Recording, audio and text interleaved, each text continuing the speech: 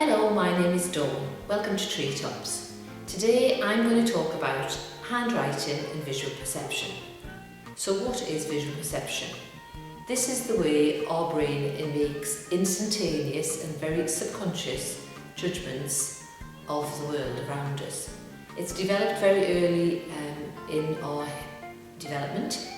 So young babies will be interacting with the environment, and through their visual system, touch system and the other sensory systems, they will make sense of the world. So almost it's our ability to look at something and interpret it very much at a subconscious level. It's something we don't think about, and it's something we take for granted throughout the day.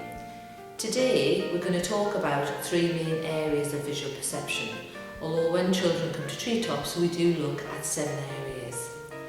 In relation to handwriting, one of the first areas that we're going to look at is discrimination. Discrimination is the ability to make instantaneous decisions about an object or something in our environment and see the similarities and differences in the forms. It's vitally important for handwriting because it allows us to see the similarities or the differences in the different letter forms when we are learning to do our letters and handwriting. For example, if you can imagine two letters such as an M and an N, they are very similar, and if we have poor discrimination we'll find it very difficult to work out which is which. Other letters such as U's, W's, obviously are diagonal letters, V's and W's, and similarly letters such as the tall letters, T's and L's, will all be confusing to an individual who has problems with discrimination. Normally we find children will have problems when they're writing to differentiate between those letters. They'll have problems when they have to copy the letters that are very similar and then misrepresent those letters. Therefore, when they're trying to learn their handwriting, it will be very difficult for them to remember which are the letters that they should be writing for the words. Similarly, we'll find with some children with discrimination problems, they may have problems with differentiating the fonts when they are reading.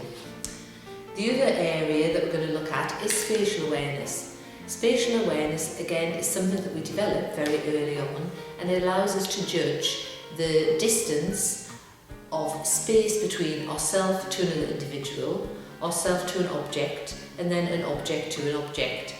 It's really important, and it helps us to decide on things like spatial and depth awareness, so how high something is, or how short or how long something is. For handwriting, it is extremely important because what it'll do is it'll help our children position letters on the line. It will help them size the letters so they're all the same size and some are not too big or some too small. It will help children work out where to position letters in terms of the descenders and ascenders, so those letters like G that will need to sit on the line and almost the part of the letter that falls below the line, or again the letters that sit above the line, such as a D or a B. It also allows the child to work out which way these letters are actually organised. So for example, which way does the B face or which way does the D face? Which way will a P be positioned to a Q? It also plays a part in helping children with their numbers and orientation of numbers. If a child has spatial problems, you will find that they will have great problems in organising their letters to not only sit on the line, but also start them at the correct point on the line. Therefore, some children will have very large margins, or their letters and writing will almost go down the page as opposed to straight down the page. So it will be very poorly spatially organised.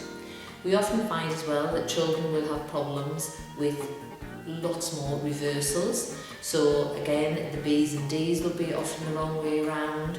We might find they'll actually reverse total letters, such as a word such as saw when it become was. They'll have problems with numbers. Again, numbers will be reversed, all our 2s and 5s. So really, the brain struggles to organise those letters in a uniformed way to help that child.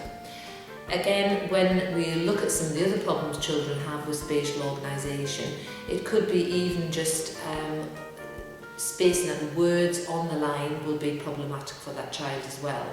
So you can see how children with spatial problems, it will have a big impact on their handwriting. And finally, the other area that we look at is visual memory. Visual memory is fundamental for learning and is really dependent on very good attention skills.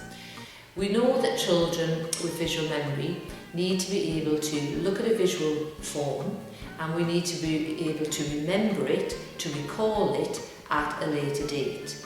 If a child has problems with visual memory, they will therefore have problems when they come to have to write, because they can't remember not only how that letter is perhaps formed, but how it is represented.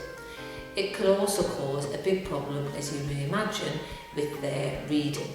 Children with visual memory often have problems recalling a sequence of letters as well as a specific letter, and therefore they need to always be copying as opposed to being able to write automatically without the visual form in front of them.